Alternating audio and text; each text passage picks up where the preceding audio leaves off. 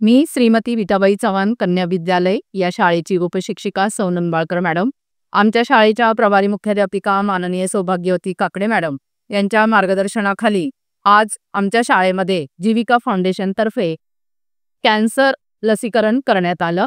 त्यासाठी जीविका फाउंडेशनचे श्री सुभाष सर यांनी आदल्या दिवशी म्हणजे शुक्रवारी पालकांना मार्गदर्शन केलं, पालकांमध्ये जनजागृती केली, या लसीकरणाचं महत्त्व समजावून सांगितलं आणि ही लस बाहेर किती महाग आहे आणि तुम्हाला शाळेमध्ये ही फुकट दिली जाते, त्या संधीचा तुम्ही उपयोग करून घ्या हे पालकांना सांगितलं। आणि दुसऱ्या दिवशी शनिवारी जास्तीत जास्त मुलींनी लसीकरण करण्यासाठी संधी घेतली आणि खरंच 5वी ते 8वीच्या जवळजवळ जास्तीत जास्त मुलींना लसीकरण करण्यात आलं। कोणत्याही विद्यार्थिनीला कसलाही त्रास झाला नाही, पालकही आनंदित होते, खुश होते आणि मुलींनाही छान वाटलं।